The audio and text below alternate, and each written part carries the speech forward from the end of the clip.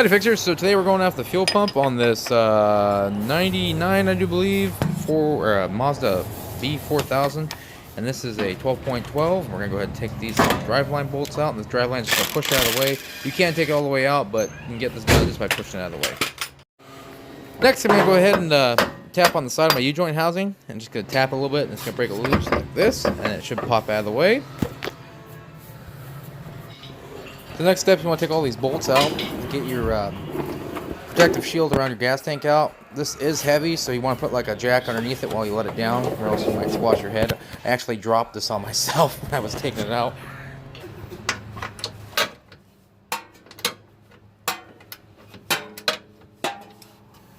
So, next steps, you're going to reach up in here, and I'm going to get my quarter hose clamp for this one, the small one, and the big one should be 5/16 or 8mm. Get both these hoses off, and I go ahead and I get this bolt and that bolt. I'm gonna support this with the jack and let it down. You want to make sure that there isn't anything up here, and I don't see any evap stuff right offhand. Maybe you guys do. So I'm just gonna let it down slow, make sure there's something right. Got this right here. This needs to come off, so push these clips here. Alright, so I've got my straps off and just got my tank kind of hanging on the jack. As you can see, I got my clip off. You can see those two white clips, push on that, get that off. Now, I gotta get this, push my clips in, get those out. And then I gotta use a quick disconnect on my fuel lines, and get my big hose right here. Gives a little better access when it's down to get this hose off, because it's stuck on there. Okay, so I'm gonna try to take my clips off, and you can see here, so you just kind of, the way this clip works is it goes up and then it kind of like goes in to my line. So I gotta kind of pop it back first, which is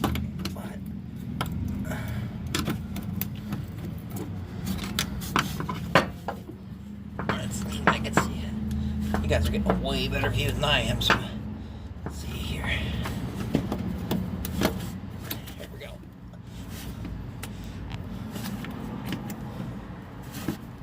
Okay. So this is just a regular clip, and it should pop out. So I got this one popped up eventually, and then use a quick disconnect line remover tool. Put that in there, get that out of there. Try to pop that loose. This one, you can see the little clip thing kind of sticking up there, right there where my finger is. That's what we have. So let's see if I can get this to pop out here. They're kind of a pain in the butt. So let's see.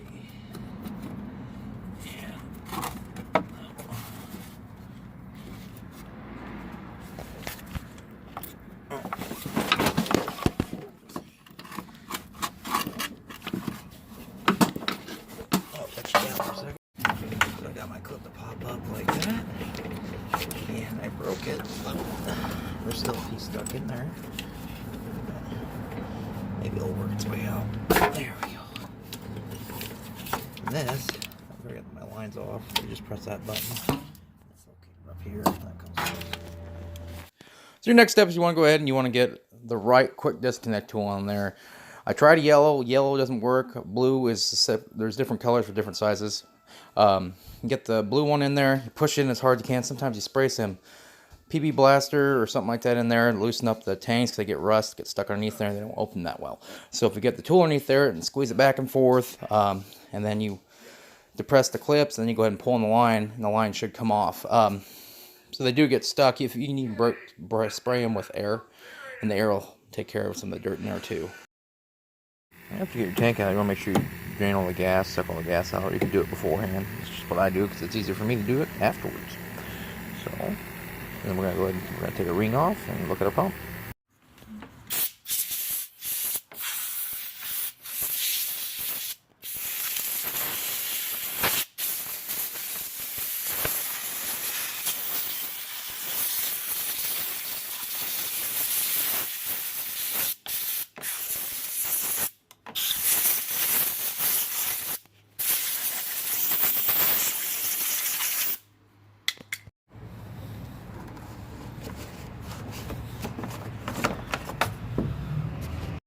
Okay, so this is the fuel pump strainer. I got it in the vise right now. So your first step is you're going to go take this strainer off. And just take a pair of pliers or side cutters like this and pop right off.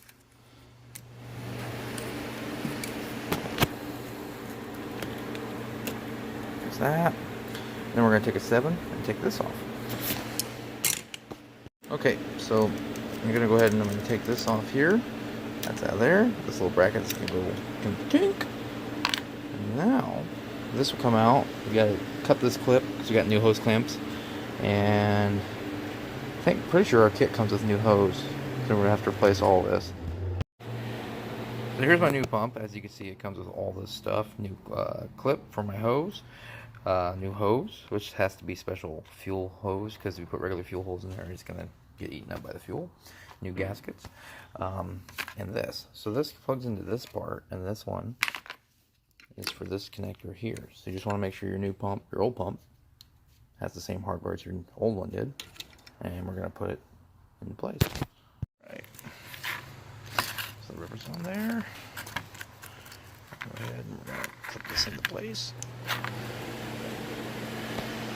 So I got the old one off. Now we're going to measure and cut and put new hose in between our fuel pressure regulator here. Okay, so now that I got the pump, my connector plugged in, which is kind of a pickle. You got, don't force it too hard. You gotta make sure you're not gonna bend pins. It's the right connector, but they're just kind of a pickle to get in.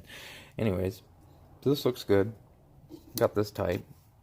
Now you got your strainer. So see how that is? See like that little clip that goes on that stud.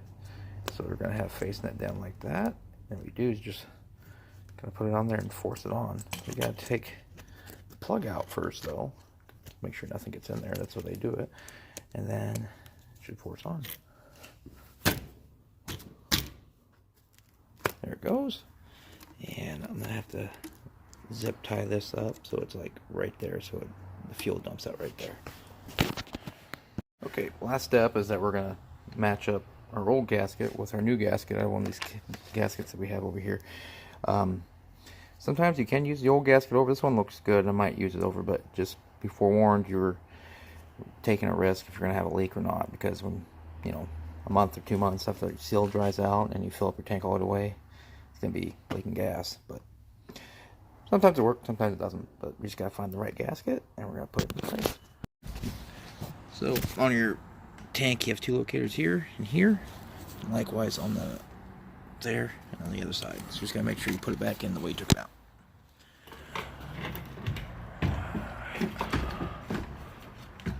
Ta-da! I like spraying all my hoses and my lines with the WD-40 so it lubricates everything, so it goes on really easy and you don't have to force anything when you're going back together. So just a word of caution, I got this back on there, but you can see is my clip isn't in the right place, so it needs to make sure that it's in both locating tanks on each side. If it's out like this, your line's going to pop off and you're going to have issues with leaking fuel down the road. Okay, so now that I did the fuel tank, I'm going to go ahead and replace my fuel filter. It's like changing your socks every day. You want to do it, or else you're going to have some stinky, you know, athlete's foot on your fuel pump. So you just want to take these off. Sometimes there's choices. There's a 3-prong or nipple fuel filter, and there's a 2-prong. This is a 2-prong, so it shouldn't be flex fuel. The 3-prong is usually flex fuel. So I'm gonna get my blue guy, or the yellow quick disconnect like I did earlier, and take this off, take that one off, and we'll start it. So you always want to replace your relay, which is this fuel pump relay right here, and put my new one in and see if it'll start. Howdy fixers, so that is it. That is how you do the fuel pump in your 99 Mazda b4000. So if you have any questions, just comment down below, and thanks for watching my video. I really appreciate it. Main things to take home from this is that you always want to change your fuel filter and your relay. If you don't change your relay, sometimes your new pump won't work. Also, when you're doing the fuel pump and you're changing that connector out and stuff, you want to make sure there's no burnt spots in the connector, because that could indicate you need to change out your connector, and there's not everything's usually given in the kit there. If you watch the video, you kind of know what I'm talking about. Yeah, thanks for watching, and if you like what I'm doing for you, just give me a like, give me a subscribe, tell a friend about it, and yeah, I just really appreciate you guys watching my videos, and If I can improve it any way, just let me know in the comments. So thanks for watching and have a good one.